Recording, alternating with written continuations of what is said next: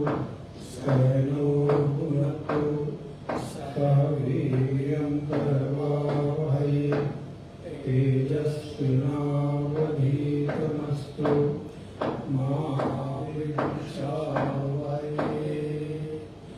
ओम शांति शांति शांति। नारायणं नमस्कृत्य नरं चैव नरोत्तमं देवीं सरस्वतीं व्यासं ततो जयमुदीरयेत्। सदाशिवसमारम्भां शङ्कराचार्यमध्यमाम् अस्मदाचार्यपर्यन्तां वन्दे गुरुपरम्पराम्।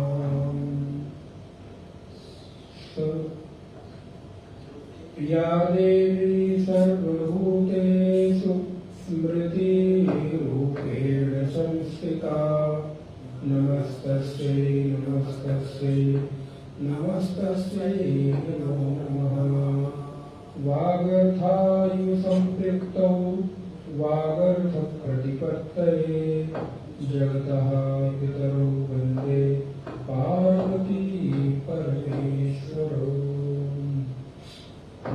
द्वितीय खंड से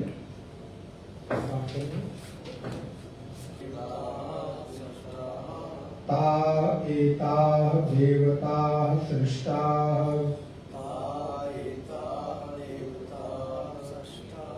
अस्मिन् महत्तण्डवे प्रापतपन्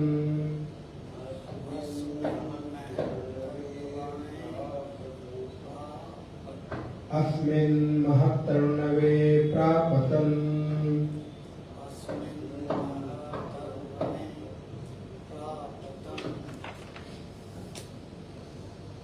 तमशानाया पिपासाभ्याम्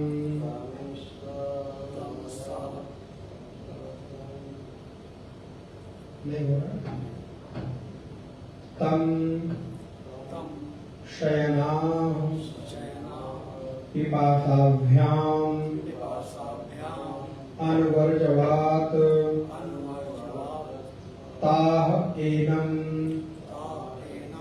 ब्रुवन् आयन नः प्रजानीहि यस्मिन् प्रतिष्ठिताः अन्नः मदामेतिः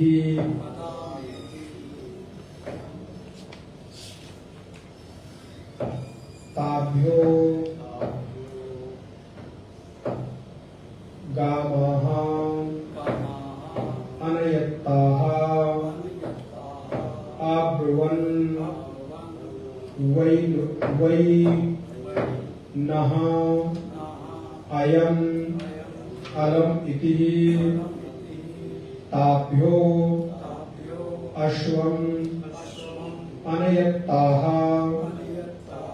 अब्रुवन् वै नो अयम् अलम् इति ताभ्यः पुरुषम् अयनात्ताः अब्रुवन् सुकृतम् बतेति पुरुषो वाव सुकृतम् ताः अब्रवीद्य यथायतनम् प्रविशतेति।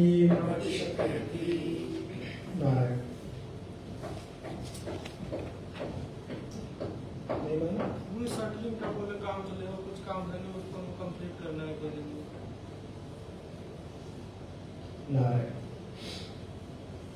भगवती श्रुति कहती है ताः एताः देवताः सृष्टाः अस्मिन् महत्तरण्डवे प्रापतन्। पूर्व की कक्षा में हम लोगों ने देखा उस चेतना ने जल से एक पिंड निकाला, उस पिंड में इस शरीर के नाना प्रकार के जो अवयव हैं उनका सृजन किया। तत्पश्चात संपूर्ण लोगों को चलाने के लिए जिन जिन द्रव्यों की आवश्यकता थी उन सबका सृजन किया। एक पुरुष बनकर तैयार हो गया, एक पिंड बनकर तैयार हो गया। तब उस परमात्मा ने, उस चेतना ने ताह एताह देवताः सृष्टा, इस प्रकार उस ईश्वर द्वारा जो लोकपाल रचे गए, ये जो रचना हुई वो किसकी हुई? लोकपालों की रचना हुई। अभी प्रकृति की, प्रजा की सृष्टि नहीं हुई, अभी ये लोकपालों का सृजन हो रहा है। लोकपालों की सृष्टि हुई, लोकपालों का सृजन हुआ और ये सभी इंद्रियों के देवता के रूप में प्रतिष्ठित हुए। और फिर वो महाराज, उनमें चूंकि प्राण नहीं था तो क्या हुआ? बोले महासमुद्र में गिर गए। क्योंकि अगर किसी शरीर में प्राण ना हो तो क्या होगा? वो शरीर गिर जाएगा, पतन हो जाएगा उसका। तो गिरे कहाँ? बोले महासमुद्र में गिरे। अब इस घटना को अपने साथ भी जोड़िएगा। अगर अभी शरीर से प्राण निकल जाए तो हम लोग भी महाराज गिर पड़ेंगे। वैसे ही वो चेतना भी, चेतना के अभाव में वो पुरुष पिंड भी गिर पड़े। फिर नारायण उस पिंड में क्या किया? अस्मिन महत्तण में प्रापतन, उस पिंड को परमेश्वर ने क्षुधा और पिपासा से, तम अश्नाया पिपासाभ्याम, आज मैंने बहुत तोड़ तोड़ के एक शब्द आपको पढ़ाया। तम अश्नाया पिपासाभ्याम, अश्ना अर्थात पिपासा, भूख और प्यास से अभिभूत कर दिया। जब भूत और प्यास से अभिभूत कर दिया तो नारायण परमेश्वर से उन पिंडों ने कहा कि भाई अब मुझे कोई ऐसा स्थान बताओ जहां बैठकर मैं भोजन खा सकूं, भक्षण कर सकूं। तो भगवत्पाद शंकराचार्य बड़ी सुंदर भाष्य लिखते हैं, भगवत्पाद लिखते हैं, ताह एताह अग्नादयो देवता, किन देवताओं की रचना की? जो भी हमने पूर्व के मंत्र में पढ़ा, अग्नि आदि देवताओं की रचना की। एक का नाम ले रहे हैं तो सभी का नाम उसमें सम्मिलित हो जाता। अग्नि आदि जो हमारी इंद्रियों के देवता है, अग्नि किसके देवता हैं? वाणी के देवता हैं। तो वाणी के देवता सहित इंद्रियों की रचना करने के पश्चात लोकपालात्वेन संकल्प सृष्टि, अपने संकल्प से उसने सृष्टि की और ईश्वरेण अस्मिन संसारणवे, देखिए मंत्र में केवल क्या आया? अस्मिन महत्तरणवे, इस महासमुद्र में गिर गया। लेकिन महासमुद्र क्या है, कौन है? तो बोले महासमुद्र ये संसार ही है। इस संसार को क्या कहते हैं? कि एक समुद्र है जिसको पार करके हमको उस तरफ जाना है। तो इस महत्तरणवे, इस महासमुद्र में वो पिंड गिर गए और जब गिर गए तो अस्मिन संसारणवे, संसार समुद्रे, इसलिए इस संसार को समुद्र कहा गया। और समुद्र का अर्थ होता है जिसकी कोई सीमा, जिसका कोई ओर छोर ना हो, जिसकी कोई गहराई का माप न किया जा सके और जिसमें सामर्थ्य हो कि संसार के प्रत्येक जल बिंदु को अपने में समाहित कर ले, उसके बाद भी वो भरे। आप तो जो कितने वर्षों से समुद्र में गंगा आदि नदियां जा जाके उसको भरने का प्रयास कर रही हैं, लेकिन अभी तक समुद्र भरा नहीं। तो समुद्र की कुछ विशेषताएं होती हैं। समुद्र की प्रथम विशेषता है कि समुद्र सामान्यतया अपनी सीमा का उल्लंघन कभी नहीं करता। आप देखिए, जो संसार में जो समुद्र के किनारे बसे हुए शहर हैं, उन समुद्र के किनारे बसे हुए शहरों की स्थिति उजड़ जाती अगर समुद्र अपनी सीमा का रोज उल्लंघन करता। लेकिन आप देखिए उसकी नियत लहरें हैं, यहां तक आएंगी फिर वहीं से लौट जाएगी, थोड़ा सा आगे बढ़ी फिर लौट गई। अर्थात एक जो निश्चित सीमा बन गई है, सामान्यतया अगर उसमें किसी भी प्रकार का विस्फोट ना हो, किसी भी प्रकार का उसमें हलचल ना हो, तो समुद्र अपनी सीमा का कभी उल्लंघन नहीं करता। एक दूसरा, समुद्र अपने भीतर कभी कोई चीज रखता नहीं। समुद्र की 3-4 विशेषताएं हम आपको निवेदन कर रहे हैं।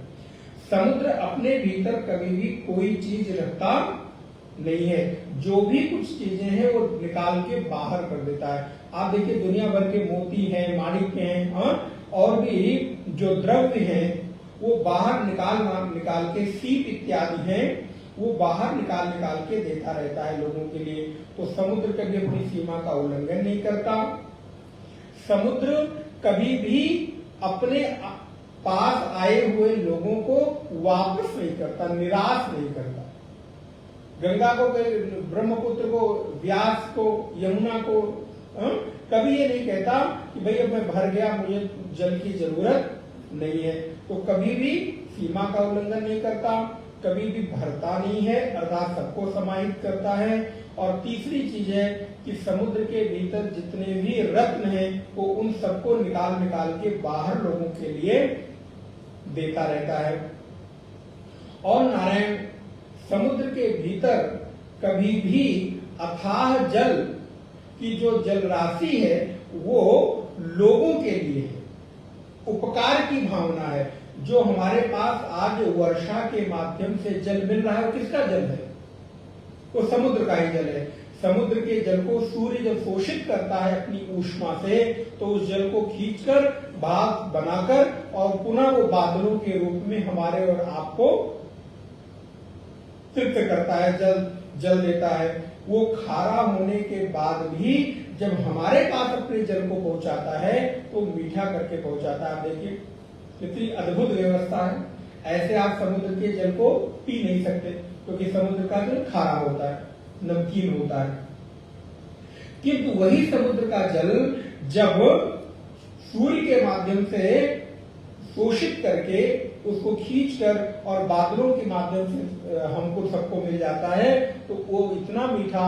और सबसे शुद्धतम जलों में यदि किसी जल की गणना होती है तो वर्षा के जल की होगी।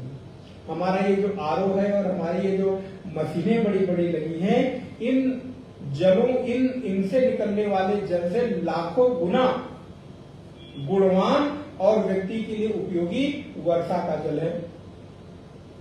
इसलिए कहते हैं कि वर्षा के प्रथम जल को लोग कई बार स्टोर करके भी रखते हैं, अपने घरों में उसको रखते हैं, उसका आचमन के रूप में जल पान करते हैं। तो इसलिए समुद्र की भांति हम लोगों को भी अपने भीतर उस व्यक्तित्व का विस्तार करना चाहिए।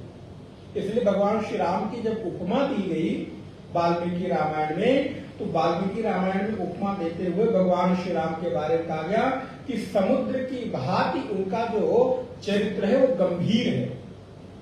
आप देखिए समुद्र में कभी उछलापन नहीं है, नदियों में है। नदियां कभी बढ़ जाएंगी, कभी घट जाएंगी, कभी सूख जाएंगी, कभी कुछ करेंगे। उनकी सीमा का कोई निश्चित नहीं है, उनका दायरा निश्चित नहीं है।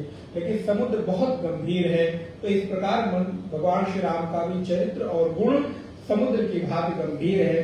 तो जब उन इंद्रियों के अभिमानी देवताओं ने परमात्मा को कहा कि हे प्रभु, मुझे भूख लगी है, मुझे प्यास लगी है, मुझे कोई ऐसी जगह बताओ।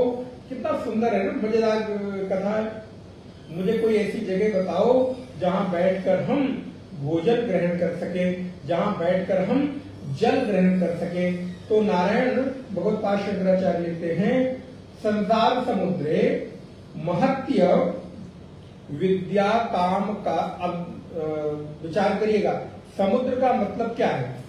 संसार समुद्र का मतलब है कि महत्य अविद्या काम कर्म प्रभव दुख उदके है। उदक माने होता है जल। जहां पर हमें अविद्या, काम और कर्म के प्रभाव का, दुख का अनुभव हो, ऐसे स्थान को संसार कहते हैं। संसार में कभी भी कोई व्यक्ति इस बात का दावा नहीं कर सकता कि मुझे आज तक दुख नहीं हुआ। व्यक्ति की तो बात छोड़िए, अगर परमात्मा भी लीला के रूप में जब अवतार ग्रहण करते हैं तो उनके जीवन में भी देखने को मिलता है कि वो भी हे खग, हे मृग, हे मधुकर श्रेणी तुम देखी। राम भी ऐसा लगता है कि आसक्ति में, प्रेम में, सीता के वियोग में इतने दुख में व्यथित हो गए हैं कि उनको ये भान नहीं है कि हमको किससे पता पूछना चाहिए। वो स्थिर रहने वाले वृक्षों से पूछते हैं, पशु पक्षियों से पूछते हैं, वृक्षों से पूछते हैं कि हे खग, हे मृग, हे मधुकर श्रेणी तुम देखी सीता मृगनयनी, तुमने कहीं हमारी सीता को जाते हुए देखा है? तुमने कहीं देखा है? जो बोलने वाले पशु पक्षी नहीं है, जिनकी आवाज नहीं है, जिनकी सामान्यतः हम उनकी भाषा नहीं समझ सकते, वो हमारी भाषा नहीं समझ सकते, ऐसे पशु पक्षियों से भगवान श्री राम पता पूछ रहे हैं, सीता के बारे में पूछ रहे हैं। तो तात्पर्य क्या है? कृष्ण के जीवन को देखिए। कृष्ण का जीवन यदि मनुष्य की दृष्टि से देखा जाए, ईश्वर की दृष्टि से नहीं, तो उनका जन्म ही दुख के उस घेरे में हुआ है। जेल माने दुख का स्थान। जेल कोई सामान्य चीज थोड़ा है। आपको अगर एक कमरे में आपके घर में बंद कर दिया जाए तो आप वहां दुखी हो जाएंगे। अब ब्रेक चाहिए मुझे, काम करते करते थक गए हैं, अब 3 महीने, 6 महीने, 1 साल के बाद 10 दिन का, 15 दिन का, 1 महीने का ब्रेक चाहिए। क्या हुआ? बोले महाराज घर ही हमको जेल लगता है, कैद खाना लगता है। ऐसा लगता है कि ऑफिस घर, घर ऑफिस, ऑफिस घर, घर ऑफिस, इसी में कैद हो गए हैं। आप देखिए इतनी स्वतंत्रता होने के बाद जाना आना, अपनी मर्जी से खाना पीना पहनना जो भी आप चाहें कर सके, लेकिन उसके बाद भी ये इतना दायरा मुझे कैद खाना लगने लगता है, जेल लगने लगती है। तो जो यथार्थ में जेल होगा वो तो स्वाभाविक है कि दुख स्थान ही है। तो कृष्ण का जीवन उस जेल से प्रारंभ होता है। राम के जीवन में आप देखिए कितनी प्रकार की विविधताएं हैं। ईश्वर की दृष्टि से भी, आप लीला की दृष्टि से मत विचार करिएगा। अभी एक मानवीय गुणों के हिसाब से आप विचार करिए। जिस व्यक्ति को पता हो कि कल मुझे इस शहर का मेयर बना दिया जाएगा, राजा बना दिया जाएगा, जस्ट समझने के लिए, या ऐसा मान ले आपको आपके घर में सारी प्रॉपर्टी माता पिता देने वाले हो, सुबह के समय आप घर के मालिक बनने वाले हो और आप तैयारी में हो बड़े आनंद के साथ, अच्छा कल तो मैं मालिक बन जाऊंगा, कल मेरी ये उपलब्धि हो जाएगी, कल मैं जो सोच रहा था वो मेरा अचीवमेंट पूरा हो जाएगा, और रात में पता क्या चले विदा हो जाओ, अब तुम्हें घर का तो क्या छोड़ो, घर में रहने के लिए कमरा भी नहीं मिलने वाला, क्या स्थिति होगी? तो अगर परिस्थितियां देखें तो परिस्थितियां तो भगवान श्री राम के जीवन में भी आई। जो व्यक्ति राजमहल में पैदा हुआ हो, राजपुत्र हो, युवराज के रूप में प्रतिष्ठित हो, वो जंगल जंगल भटक रहा है, पैर में पदत्राण नहीं है, खड़ाऊ नहीं है, रहने का कोई स्थान नहीं है, जिसकी सेवा में हजारों दास दासियां सेवक सेविकाएं लगे हुए हों, अब वो कंद मूल फल खाके 14 वर्षों के उस वनवास की यात्रा को, यद्यपि उनकी दृष्टि से वो दुख नहीं, वो तो महत सुख है, लेकिन मानवीय दृष्टि से अगर देखा जाए तो एक व्यक्ति के जीवन में उस परिस्थिति में क्या प्रतिक्रिया होगी? अगर हमारे और आपके जीवन में ऐसी कोई घटना घटे तो हमारी और आपकी प्रतिक्रिया क्या होगी? इसलिए भगवत पाद शंकराचार्य कहते हैं संसार अर्थात दुख के अनुभूत का स्थान ही संसार है। तो मैं आपको निवेदन कर रहा था कि कोई व्यक्ति ऐसा नहीं है जो इस बात का दावा कर सके कि मैं संसार में हूं, संसार में पैदा हुआ हूं, लेकिन आज तक मैं कभी दुखी,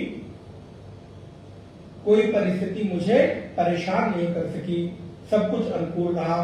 तो लिखते हैं अविद्या काम कर्म प्रभो दुखोदके हे, जहां पे अविद्या काम और कर्म के दुख का प्रभव होता हो, अर्थात पैदा होते हों, ऐसे स्थान को संसार कहते। बोले बस महाराज इतना ही 3 चीज, चलो इससे मैं काम चला लूंगा। कहते नहीं नहीं, तीव्र, बहुत सुंदर, तीव्र रोग, जरा, मृत्यु, महाग्रह, इस संसार में कुछ प्रकार के ग्रह हैं जो सभी को ग्रसित हुए हैं। वैसे तो राहु केतु शनि मंगल व्यक्ति के जीवन में कुछ वर्षों के लिए आते हैं। 7.5 साल के लिए 7.5 आती है, ढैया आती है, तो लोग महाराज आजकल ढैया और 7.5 चल रही है।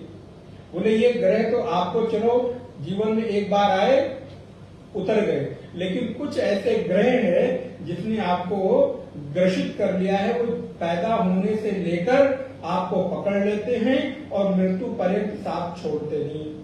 बोले महाराज ऐसा कौन सा ग्रह है, हमको तो नहीं मालूम। तो भगवत पाद लिखते तीव्र रोग, रोगों की तीव्रता। बोले महाराज मैं तो बिल्कुल स्वस्थ हूं, और आज के समय में तो सबसे स्वस्थ वो हो जो कोई मेडिसिन न लेता हो।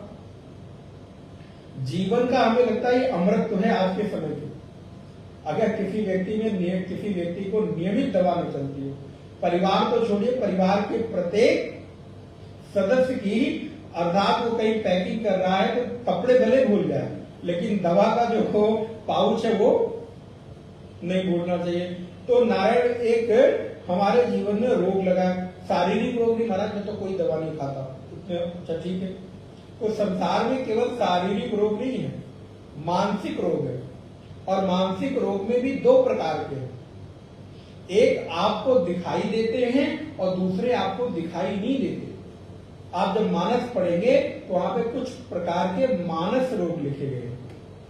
दवा खाने वाला रोग हो सकता है कि आपको ना हो, लेकिन कुछ रोग ऐसे हैं जो दवा से नहीं जाते, जो सत्संग से जाते हैं, जो साधना से जाते हैं, जो विचारों से जाते हैं।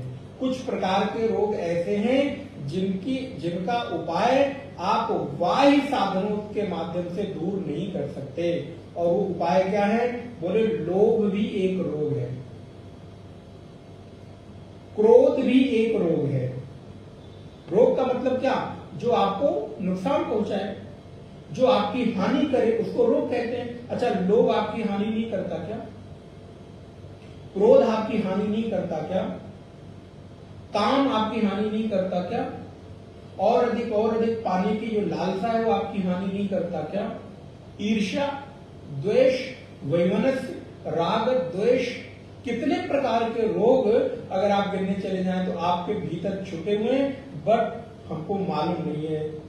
वो मानस रोग है। वो जब कोई दिखाता है, जब दर्पण मेरे सामने रखता है तो उन रोगों का प्रतिफल अच्छा मेरे अंदर भी है। ठीक ठीक ठीक ठीक। भगवत पाद लिखते हैं तीव्र रोग, रोग रूपी ग्रह ने हमको ग्रसित किया हुआ है। जरा अर्थात वृद्धावस्था और मृत्यु, ये रोग से कोई आज तक बच नहीं सका है।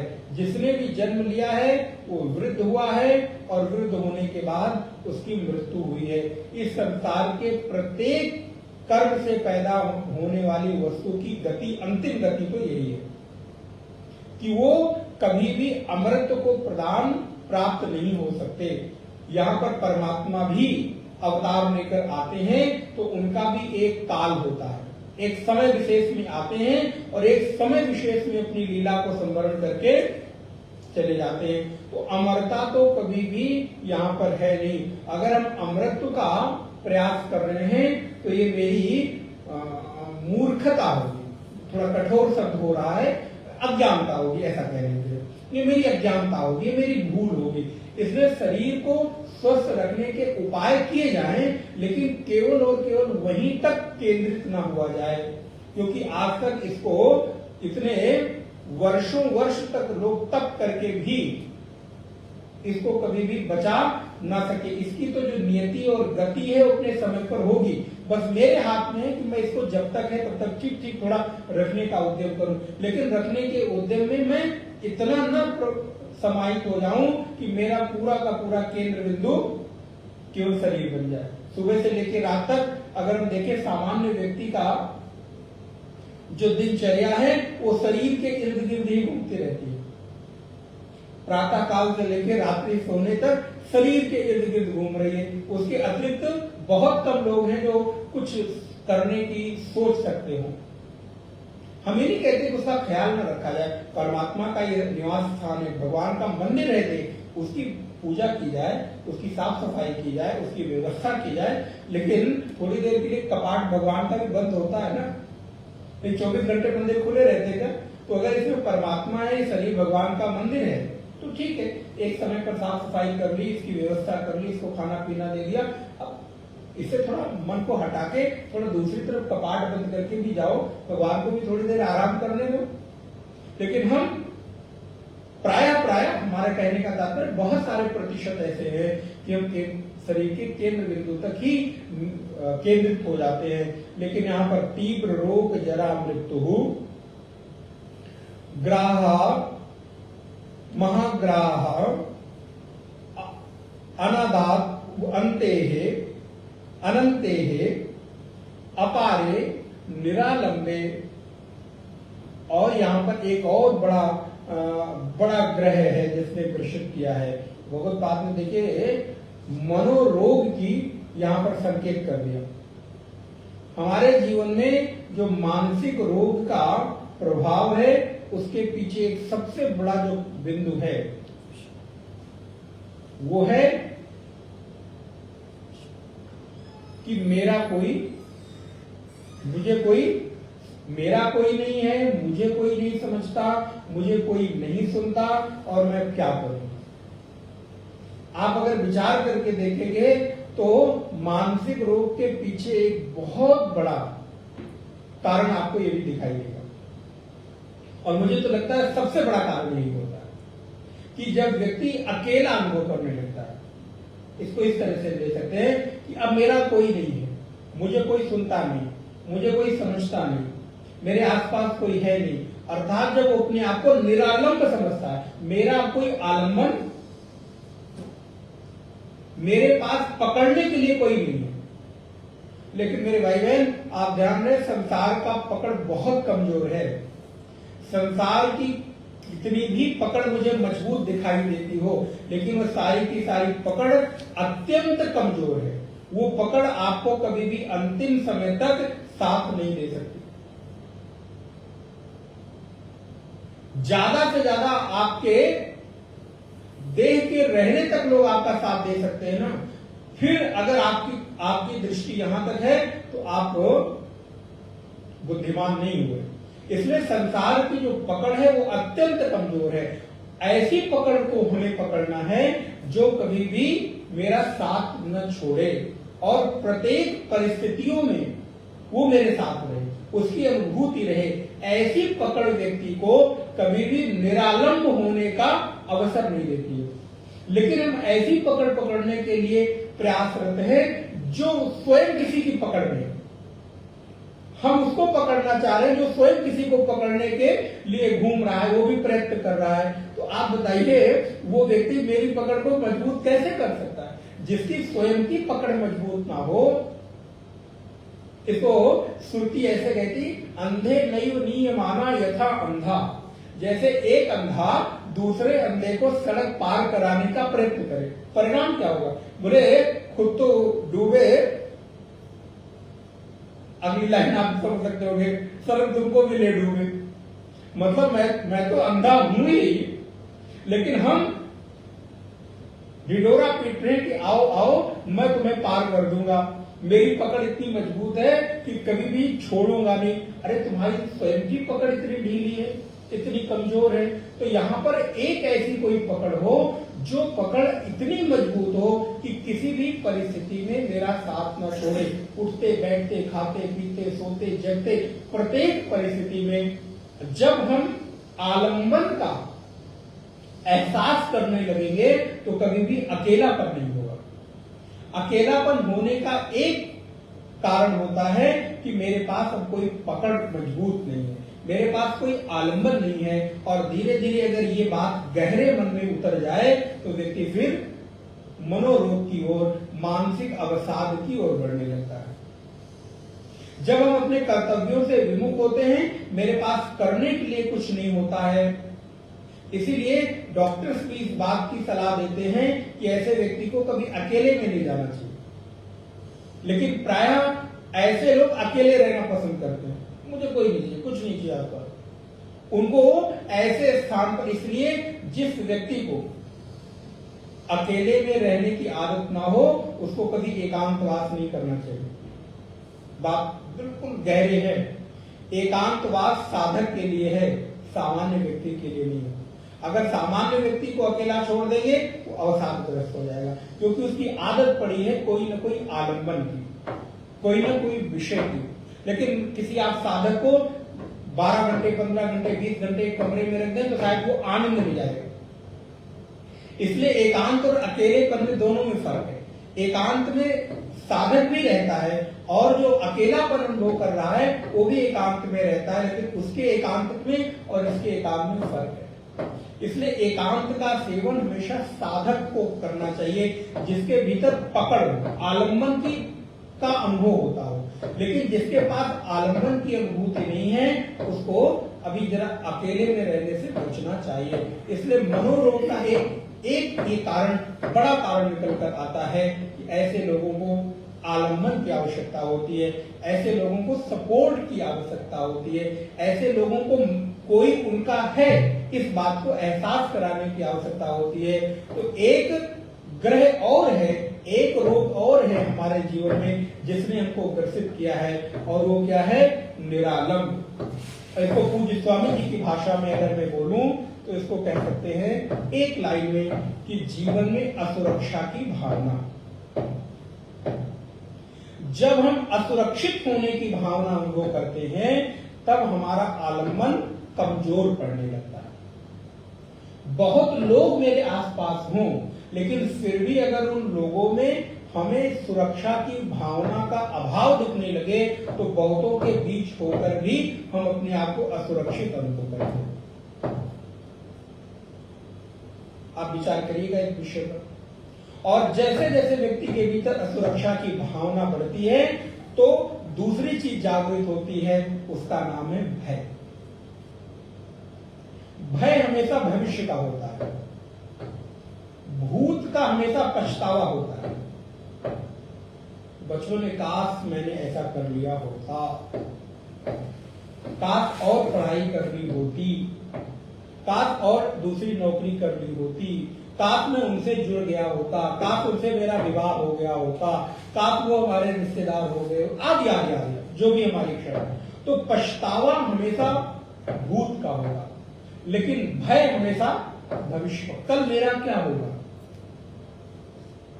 इस बात की एक थॉट आते ही मन के भीतर हम डर जाते हैं, अरे कल क्या होगा। और इसी डर के आधार पर संसार की भाषा में बोलूं तो सारी की सारी मार्केटिंग टिकी हुई है। सारी मार्केटिंग अगर किस पे हो रही है?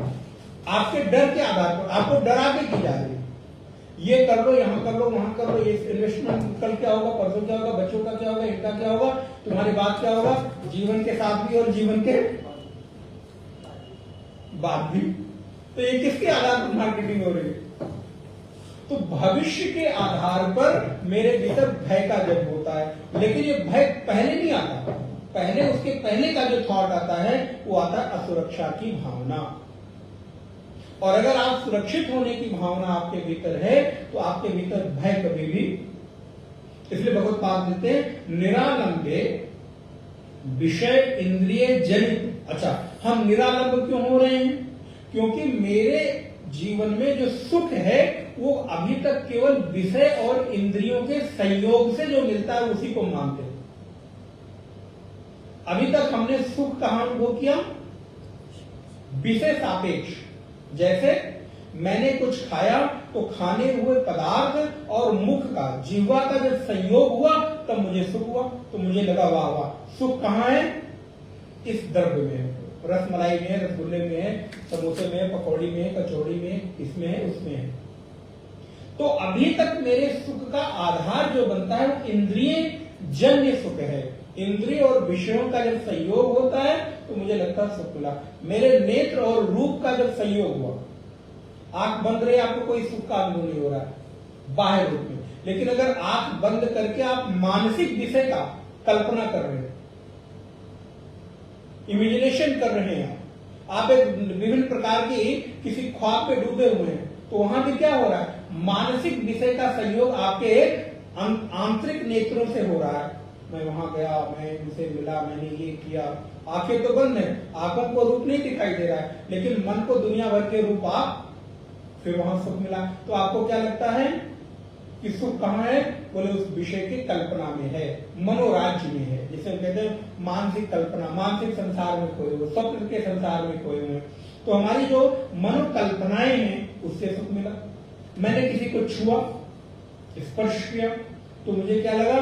जब जब मैं इसको छूता हूं तब तब मुझे सुख मिलता है। तब मेरे अब मान्यता क्या बन गई, दृढ़ता क्या बन गई कि सुख छूने में है। इसको थोड़ा गंभीरता से आप अगर विचार करेंगे, और एक दिन में नहीं बनी ये मान्यता, धीरे धीरे करके डेवलप होती। पहले दिन नहीं बनी, पहले दिन छुआ, एक एहसास हुआ, ठीक है, दूसरे दिन गहरा हुआ, तीसरे दिन और गहरा हुआ, और धीरे धीरे एक बार, दो बार, तीन बार, चार बार जब विषय और इंद्रियों का संयोग हुआ, तब ये धीरे धीरे मेरी मान्यता बन गई। धीरे धीरे मेरे भीतर ये भाव उतरा कि जब जब मैं इसको छूता हूं तब तब मुझे सुख मिलता है, जब जब मैं इसे खाता हूं तब तब मुझे सुख मिलता है, जब जब मैं इसे देखता हूं तब तब मुझे सुख मिलता है। तो अब सुख का आधार क्या बन गया? बाह्य विषय। फिर अब हम कहां खोजेंगे? क्योंकि जहां मुझे मिलेगा वही मैं खोजूंगा, और मैंने दृढ़ता से मान लिया। अब कोई बताएगा भी, कहेगा भी, तो भी हम मानने को तैयार नहीं। तो क्या आज मेरे सुख का आधार केवल और केवल बाह्य विषय है? मैं दूसरों पर निर्भर हूं? तब तो मेरे सुख की चाबी, पूज्य गुरुदेव उसको ऐसे कहते थे, अपने सुख की चाबी दूसरे के जेब में मत डालो, नहीं तो तुम परतंत्र हो जाओगे। ठीक, विचार करिए, आज मेरे सुख की चाबी मेरे पास है कि दूसरों के पास है? मैंने अपने सुख को बंद कर दिया ताले में और चाबी आपकी जेब में डाल दी। अब क्या हुआ? जब आप चाहोगे, जब आप वो चाबी दोगे, तब मैं इसको, ताले को खोलूंगा, तब मुझे सुख की अनुभूति होगी, तब मुझे सुख मिलेगा। तो जब जब मेरे जीवन में ये चीज मान्यता बनती है, तब मैं दूसरों पर निर्भर होता जाता हूं, और दूसरों पर विवशता, दूसरों पर निर्भरता ही धीरे धीरे असुरक्षा में बदल जाती है। क्योंकि अगर उस व्यक्ति ने एक बार उस सुख की चाबी हमको न दी, तो फिर मैं घबरा जाता हूं, परेशान हो जाता हूं। इसलिए अपने सुख की चाबी आपको अपने पास रखनी है। इंद्रिय जन्य सुख ही दूसरों की निर्भरता है। अगर मैंने सुख खाने में ढूंढ लिया है, तो जब तक खाना नहीं मिलेगा, वो पदार्थ नहीं मिलेगा, तब तक मुझे सुख नहीं मिलेगा। एक बार ऐसा भी विचार करके देखो ना कि क्या इस इंद्रिय सुख के अतिरिक्त भी कोई सुख की स्थिति है कि नहीं? कभी आपके जीवन में हो सकता है ऐसी भी घटना घटित हुई हो, ऐसा एहसास हुआ हो कि बिना किसी के हुए, बिना किसी वस्तु के स्पर्श किए, बिना किसी वस्तु के खाए, ग्रहण किए बिना भी आप बड़ी मौज में रहते हो, और होता है प्रत्येक व्यक्ति के जीवन में। बस मैं उसको महत्व नहीं देता, उस पर ध्यान नहीं देता। कभी कभी ऐसा भी होता होगा कि आप कहते हो कि भाई मुझे किसी की जरूरत नहीं, बस मुझे थोड़ा अकेले रहने दो, और उस अकेले में आपको सुख की अनुभूति होती है। निराशाजन्य सुख नहीं, ध्यान दें, उत्साहजन्य सुख, एक अलग प्रकार। लेकिन वो समय पीरियड बहुत थोड़ा होता है, बहुत छोटा सा होता है। थोड़े 10-5 मिनट के बाद खुद ही आप अपने आसपास लोगों को बुलाना शुरू करते हो, या खुद ही उठ के चले जाते हो। क्यों? क्योंकि उसका अभ्यास मुझे नहीं है। तो वो जो थोड़ा सा समय है, वो निरपेक्ष सुख है, बिना किसी इंद्रिय के भी आपको सुख मिल रहा है। असल में, यथार्थ में जो परम सुख की बात शास्त्र करते हैं, बोले वो इंद्रियों रहित जो सुख है, वो यही सुख है। जो विषयों के रहित सुख है, वो यही सुख है। तो भगवत्पाद लिखते हैं, हमारा जो असुरक्षा की भावना है, निरालंब होने की जो भावना है, वो है विषय इंद्रिय जनित सुख। सुख लव क्षण विश्रामे, मुझे लव माने तक क्षण, तो कुछ क्षण का जो विश्राम मुझे इंद्रियों सुख में मिलता है, उसी को मैं सुख मान लेता हूं।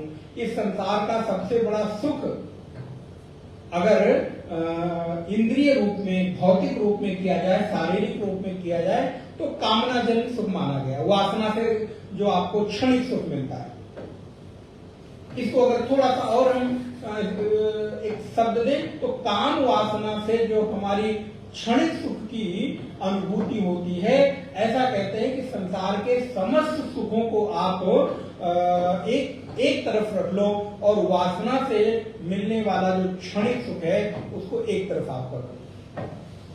तो वो जो क्षणिक सुख है वो आनंद की चरमावस्था है, परमावस्था है। आप ये मान के चलिए कि सारे सुख एक तरफ और कामनाजन्य सुख एक तरफ। तो उस एक क्षण में जो हमें सुख का विश्राम मिलता है, उसी सुख ने मुझे विषयों पर निर्भरता कर दी है।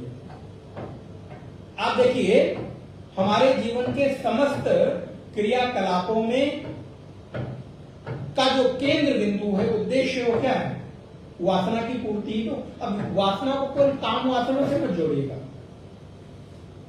काम का अर्थ केवल एक दूसरे के प्रति होने वाले आकर्षण से नहीं है। कामना का अर्थ होता है काम्यते इति कामः। जो मैं कामना करता हूं उसको काम कहते हैं।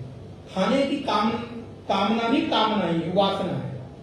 कहीं जाने की वासना भी वासना ही है, लेकिन उसको हमने केवल एक जगह पर केंद्रित कर दिया, ऐसा नहीं। वो भी सुख है, लेकिन इस संसार के सुखों में उस सुख को थोड़ा सा अलग रखा गया कि वो सुख मनुष्य को ज्यादा आकर्षित करता है।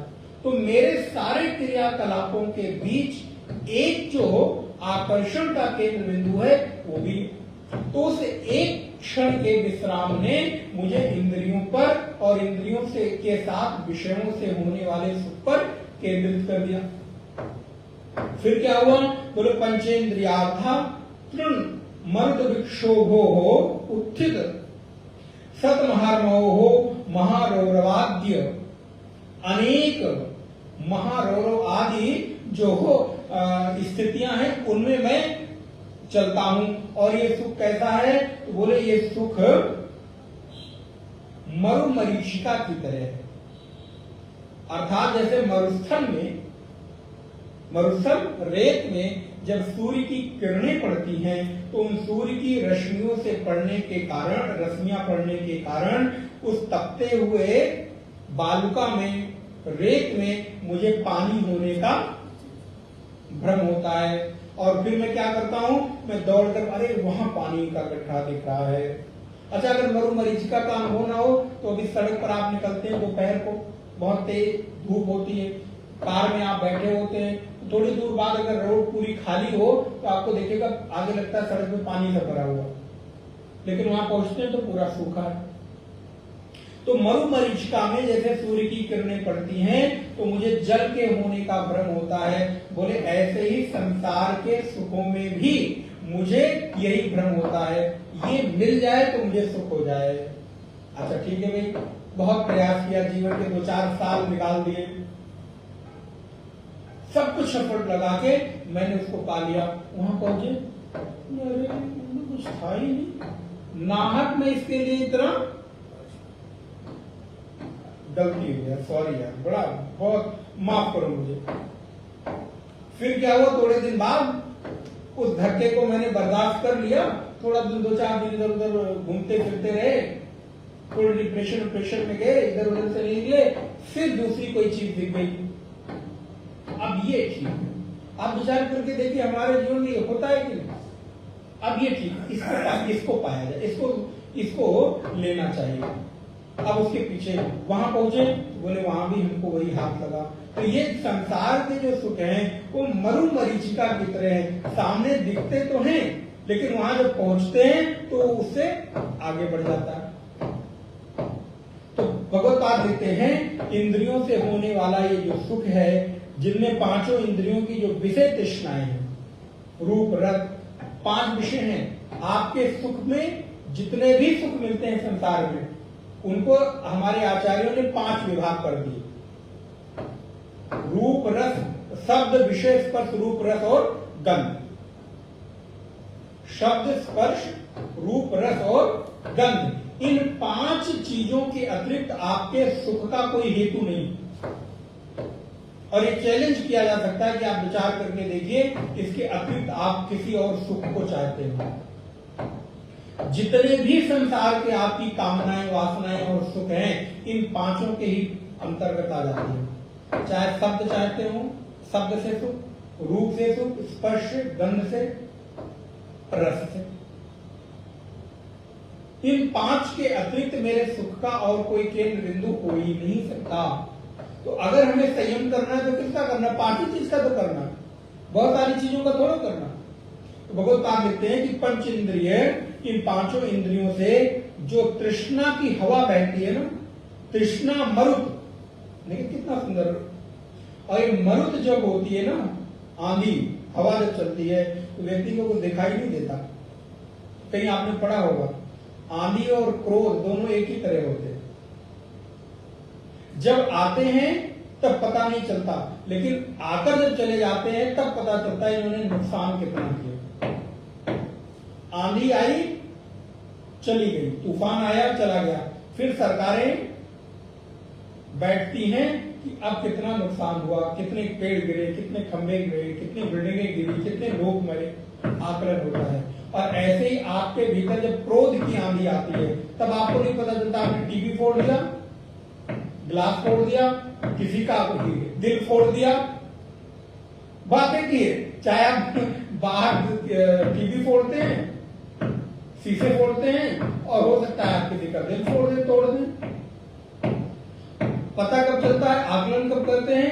जब बोले क्रोध की आंधी शांत हो गई, उसके बाद पता चला है मैंने इतना नुकसान कर दिया। ओहो, एक रुक जाते ना तो ये हजारों लाखों का नुकसान नहीं होता, मैंने ये तोड़ दी, अपनी ही चीज, फिर उसको बनाने में लगते हैं। तो इसलिए ये तृष्णा का मरुत है, तृष्णा की आंधी है। और जब ये तृष्णा की हवा चलती है तो क्या होता है? विक्षोभ, विक्षोभ उत्थित, उत्थित माने उठता है, विक्षोभ उत्थित होता है, तब अनर्थ सत महामोह, ये तृष्णा रूपी आंधी जब उठती है तो अनर्थ रूपी सैकड़ों उत्ताल तरंगे पैदा होने लगती हैं। महारौरवाद्य, महारौरो आदि नरकों के पीड़ा से, हाहा से हम क्रंदन कर उठते हैं, चीख उठते हैं। महारौरवाद्य अनेक निरगत हाहेती, हा देखिए जो हम कहते हैं ना, हाय ऐसा हो गया, हाय ऐसा हो गया, यहाँ पे हाँ, महारौरों के दुख से हम हाहाकार करते हैं। और फिर क्या होता? हा हेती कूजित, माने कूजित माने आवाज करते हैं, रोते हैं, चीखते हैं। और फिर क्या होता है? कूजित आक्रोशनोद भूत महारौरवे, और वो जब कोलाहल चलता है तब नारायण, हमको उस समय क्या करना चाहिए? तो बोले उस समय नौका का आश्रय लेना चाहिए।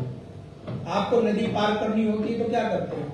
नदी के सूखने का इंतजार करते हैं, पुल बनाने का इंतजार करते हैं, कि नौका मंगाते हैं और बैठकर चले जाते हैं। नौका मंगाए और बैठकर, पता नहीं है समुद्र नदी कब सूखेगी, पुल बनेगा तब पार होंगे। तो बुद्धिमान व्यक्ति क्या है, कौन है? बोले वो नदी के जल सूखने और पुल बनने का इंतजार ना करे, बल्कि वो नौका ले और उस पार हो जाए। बोले जब आपके भीतर वासना, कामना की, तृष्णा की आंधी चले तब आप क्या करें? बोले तब आप सत्य, आर्ज, बहुत सुंदर सूत्र हैं, सत्य की नौका, आर्ज माने सरलता की नौका, और उसके बाद दान की नौका। बोले महाराज दान केवल धन का? बोले नहीं, धन का दान नहीं, सत्संग में आज से क्रोध में दान करता हूं महाराज, आप ले जाओ। आज से वासना मैंने दान कर दी, आज से राग द्वेष मैंने दान कर दिया, आज से तृष्णा मैंने दान कर दी। अरे दान करने के लिए धन तो बहुत स्थूल चीज है, दान करने के लिए धन बहुत सामान, उसको तो आप आराम से कर सकते हो, लेकिन जो दान करना चाहिए वो हम आप नहीं करते।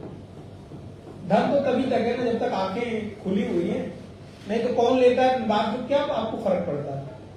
तो आपने कहीं भी दान कर दिया तो धन के दान का कोई बहुत महत्व, हाँ उसकी आवश्यकता है, वो भी एक सत्कर्म है, लेकिन असल में दान करने लायक क्या है?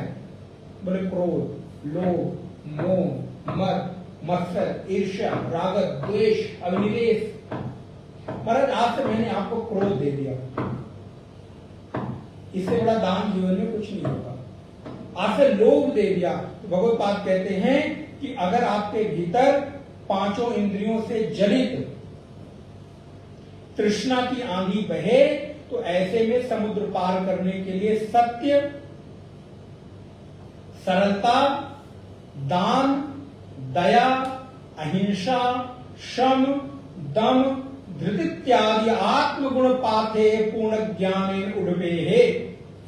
सत्संग सर्व त्याग मार्ग ही, जिनके पास भाष्य है उसको ये अंडरलाइन करने, बहुत आप जीवन का परम सूत्र है। सत्संग सर्व त्याग मार्गे है मोक्ष तीर एतस्मिन् महात्रणवे प्रापदन प्रतिवत्याः। क्या बात, अद्भुत पंक्ति भगवत पाद ने एक लाइन में लिख दी। बोले आपके जीवन में सत्य, सरलता, दान, दया, अहिंसा, शम, दम, धृति, ये आत्मगुण आपके लिए पाथेय बन जाएंगे। पाथेय माने यात्रा करने के सहयोगी सामग्री को पाथेय कहते हैं। जैसे जब आप यात्रा करते हैं तो अपनी बैग में कपड़े भी रखते हैं, ब्रश मंजन भी रखते हैं, दवाइयां भी रखते हैं, खाने पीने का सामान भी रखते हैं, और भी आपकी जो जरूरतें हैं कि मुझे यात्रा में कोई तकलीफ ना हो। मैं अपनी बेडशीट भी साथ रखता हूं महाराज, क्यों? क्योंकि पता नहीं बाहर की बेडशीट कैसी हो। मैं ओढ़ने का सामान भी, चादर भी रखता हूं, क्यों? मुझे पाथेय में, मार्ग में कोई दिक्कत ना हो। एक एक छोटी छोटी चीज आप चुनकर रखते हैं। बोले ऐसे ही संसार समुद्र को पार करने का जब मार्ग पर आप चल चुके हैं आध्यात्मिक पथ पर, तो यहाँ पर भी तो आप कुछ पाथेय तैयारी करो यात्रा की, बस उठे और चल दिए। बोले नहीं, ऐसे ही आध्यात्मिक यात्रा कभी भी पूरी नहीं हो सकती। लेकिन हम और आप उठे और चल दिए, हाथ में क्या? बोले कुछ भी नहीं। क्या आध्यात्मिक क्लास के लिए भी कुछ जरूरत तैयारी की है? यहाँ क्या तैयारी? बोले आप बैठिए, आप बोलिए, आपका काम है, सुन रहे, खत्म। बोले फिर ऐसा सुनना, सुनते ही रह जाएंगे, फिर कब इसलिए हमारे लिए कभी पाथेय नहीं बनेगा। इस सुनने की मैंने कोई तैयारी की क्या? बोले महाराज जो आपका काम है, आपको 1 घंटे बोलना, आप तैयारी करके आओ। आपके बोलने में कोई ब्रेक नहीं होना चाहिए, आपके फ्लो में कोई ब्रेक नहीं होना चाहिए, आपके सिद्धांत में कोई टूट फूट नहीं होनी चाहिए। लेकिन मेरे ऊपर है, मैं ग्रहण करूं ना करूं, उससे आपको क्या लेना देना? ठीक है, वो भी अच्छी बात है, लेकिन ये पाथेय अगर नहीं होगा तो कभी भी आपके पथ का जो लक्ष्य है वो पूर्ण नहीं हो सकता। इसलिए भगवत पाद लिखते हैं ये आपके जीवन में यात्रा को सुगम बनाने के मार्ग है। सत्य, अहिंसा, दान, दया, शम, दम, धृति और आर्जव, ये जिसकी आज समय में बहुत कमी होती जा रही है, जिसका नाम है सरलता। हम जो नहीं है उससे अधिक बनने का प्रयत्न करते हैं, जो नहीं है उससे अधिक दिखने का प्रयत्न करते हैं, और परिणाम होता है कि मेरे जीवन में फिर सरलता, भोलापन, एक हमारी जो स्वाभाविकता है वो खो जाती है। और उसके बाद क्या होगा? बड़ी सुंदर पंक्ति, मुझे तो बार बार पढ़ने का मन हो रहा है। सत्य, आर्जव, दान, दया, अहिंसा, शम, दम, धृति इत्यादि आत्मगुण, ये आत्मा के गुण हैं। ये शब्द तो बड़ा प्यारा है। आत्मगुण पाथेय पूर्ण ज्ञानेन उड़ुपे है, ये ज्ञान रूपी नौका। फिर क्या होगा? बोले सत्संग सर्व त्याग मार्गे है। देखिए सत्संग को अलग लिखा है, उनके साथ जोड़ के नहीं लिखा। बोले इनके साथ जब सत्संग होगा, त्याग के साथ सत्संग हो, अनासक्ति के साथ सत्संग हो, सत्य के साथ सत्संग हो, मन के भीतर कपट रहित सत्संग हो, जिस समय सत्संग हो उस समय सत्संग में ही हो, अन्यत्र में न जाऊं, त्याग पूर्वक सत्संग होवे। तो कहते सत्संग सर्व त्याग मार्गे है। फिर क्या बनेगा? सत्संग और सर्व त्याग ही नौका के रूप में मोक्ष ही। आहा, बोले इस नौका पर बैठेंगे तो किस किनारे लगेंगे? भाई आपने इस किनारे, संसार के किनारे आप सत्संग रूपी नौका पर, त्याग रूपी नौका पर बैठ तो गए, लेकिन जाना किस किनारे है वो भी तो पता हो। भगवत पाद कहते हैं वो जो किनारा लगेगा ना, उस किनारे का नाम है मोक्ष तीर। वो जो तीर है, वो जो पुल है, वो जो किनारा है, उस किनारे का नाम है मोक्ष रूपी तीर, मुक्ति रूपी किनारा है।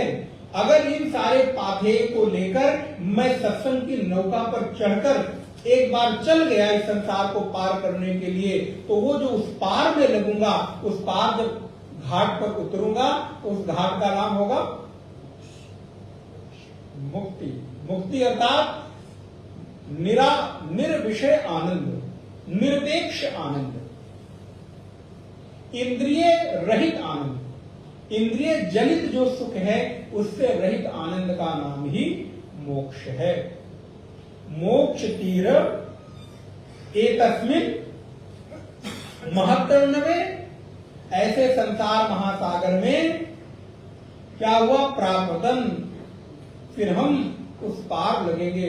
और जब उस पार उतरेंगे तो जब उतर कर देखेंगे तो आसपास मोक्ष के कुछ साथी आपको मिलेंगे। मोक्ष का तीर होगा, मोक्ष का किनारा होगा। आप सोचो कितना सुखद होगा जहां एक ही मन के लोग हों, एक ही चीज चाहने वाले लोग हों। आपको सत्संग प्यारा क्यों लगता है?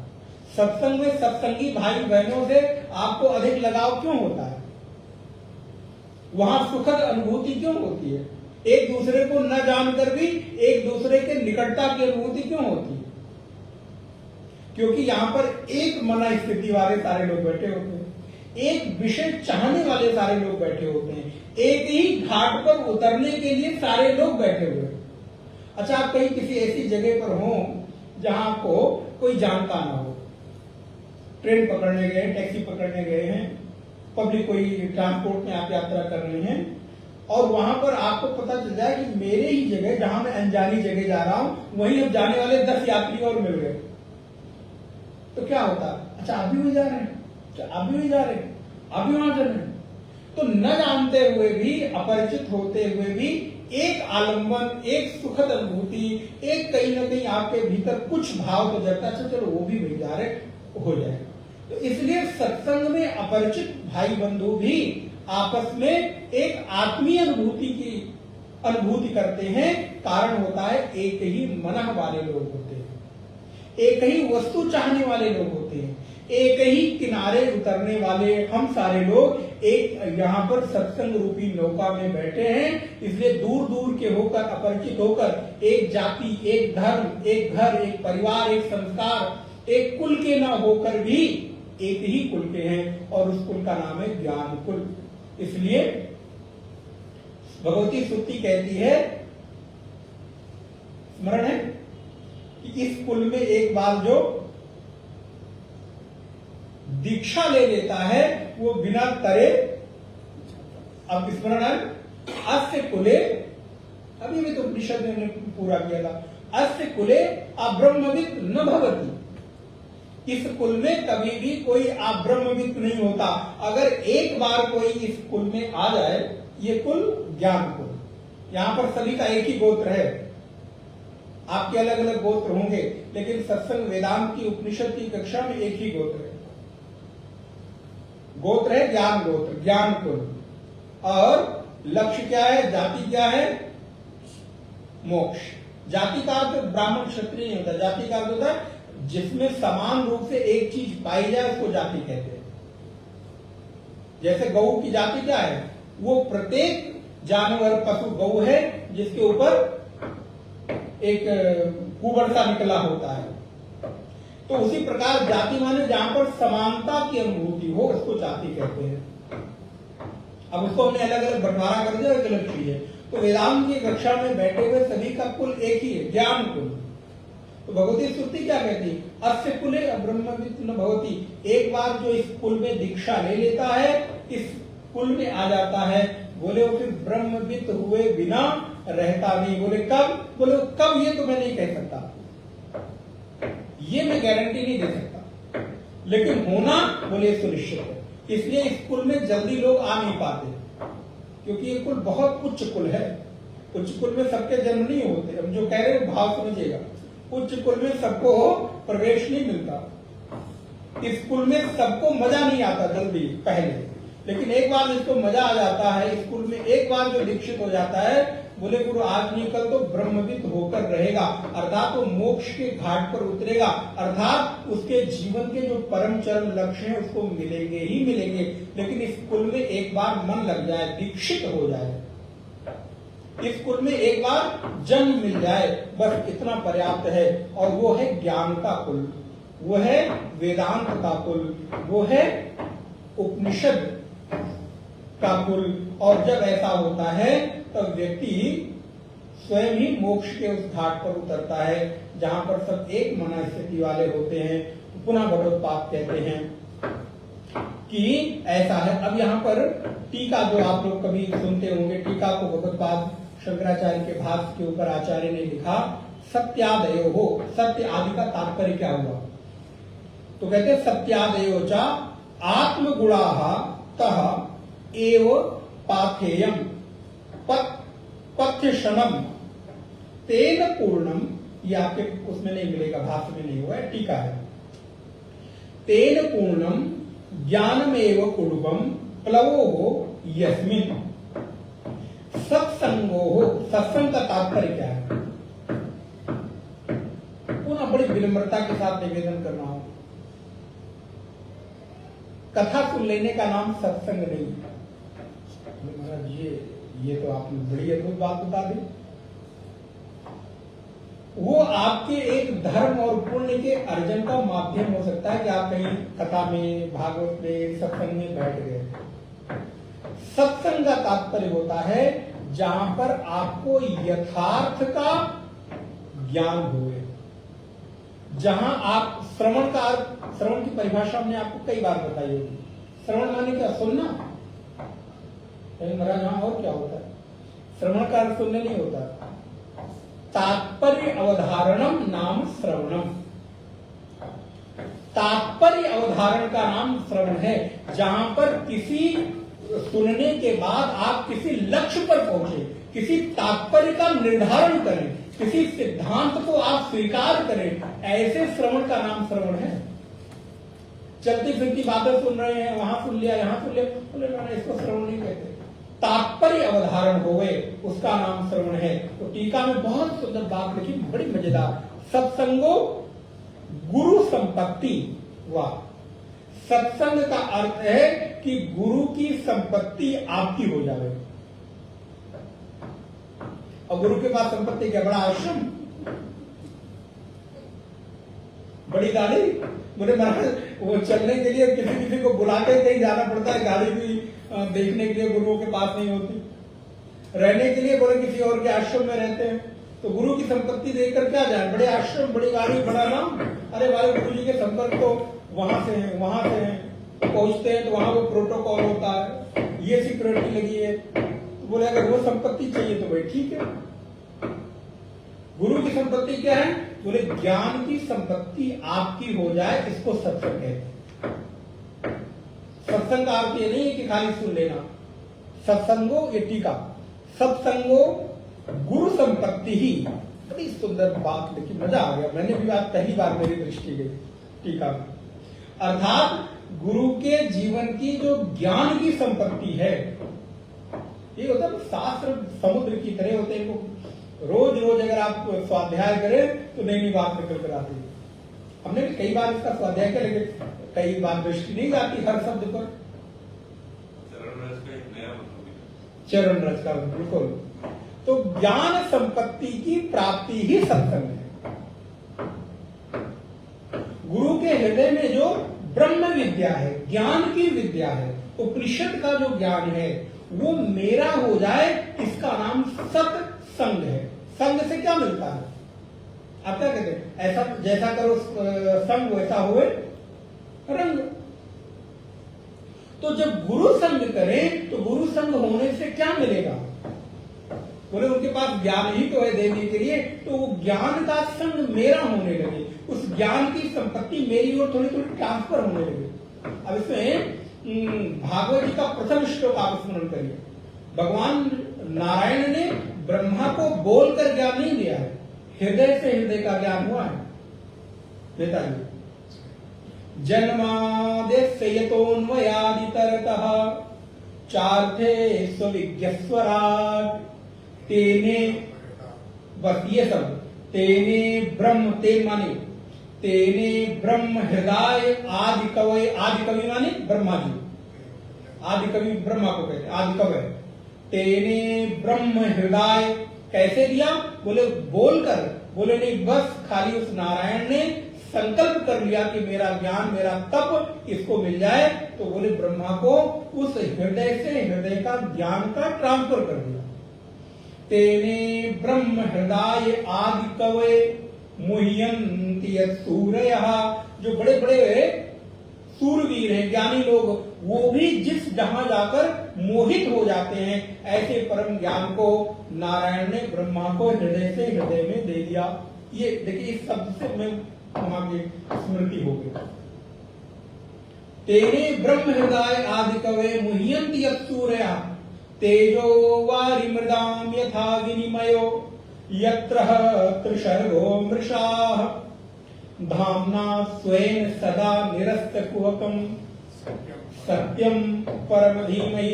इसलिए उसको परम सत्य कहा। भागवत का प्रथम श्लोक प्रारंभ सत्य से होता है, कृष्ण से नहीं होता। हम वैसे कृष्ण को भी नहीं स्वीकार करते जो कृष्ण वेद विहित न हो। जिस कृष्ण में सत्यत्व की प्रतिष्ठा नहीं है, वो कृष्ण भी हमारे लिए कृष्ण नहीं है। कृष्ण भी जब वेद की मर्यादा में होते हैं, वेद के अनुकूल होते हैं, राम भी जब उस मर्यादा और उस कुल में आते हैं, तब राम का रामत्व प्रतिष्ठित होता है। ये है वेद की महिमा।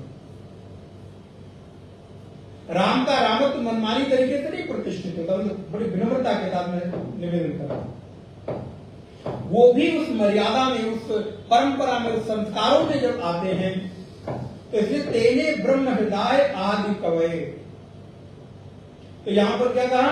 बोले सत्संग गुरु संपत्ति, गुरु की संपत्ति, गुरु के साथ निकटता और गुरु का ज्ञान हृदय में उतरे, ये है सत्संग। सर्व त्याग संन्यास, संन्यास हो जाए। अब आप लोग लाल कपड़े पहन के सब सन्यासी मत हो जाना। संन्यास का तात्पर्य मन से त्याग। वैसे मन तो सबका करता है कि महाराज मैं भी छोड़ छाड़ के सन्यासी हो जाऊं तो अच्छा है, लेकिन मन ही करता, लोग आप लोग कर नहीं पाते। सोचते सब है, जो भी आते मैं सबके भाव पढ़ लेता हूं, सब होना तो सन्यासी चाहते, लेकिन हो नहीं पाते, होते नहीं है। नहीं हो सकते, होना होगा तो बताना, हम आपका सहयोग करेंगे, दीक्षा हम दे देंगे आप। तो नारायण संन्यास तावेव मार्गो ज्ञान रूप प्रवृत्ति ही हेतु यस्मिन मोक्षे सति। पुनः क्या होगा? बोले ज्ञान के इस नौका पर जब उतरेंगे मोक्ष के तीर, तो उसका होगा संसारनो स्पर्श अभावात, फिर संसार का स्पर्श का अभाव हो जाए, फिर संसार कभी आपको छू नहीं सकता। एव तीरवत तीरम यस्मिन एतस्मिन प्रत्यक्षा सिद्धे अर्णव इत्यर्थः। तो इस वजह से संसार का त्याग हो जाता है, संसार का स्पर्श नहीं होता है। इस प्रकार हमारे जीवन में इस संसार से उस पार मोक्ष के तीर पर हम उतर जाते हैं। अगली कक्षा में हम लोग अगले मंत्र पर विचार करेंगे। ओम पूर्णमदः पूर्णमिदं पूर्णात् पूर्णमुदच्यते पूर्णस्य पूर्णमादाय पूर्णमेवावशिष्यते। ओम शांति शांति शांति। हरि ओम श्री गुरुभ्यो नमः। हरि ओम।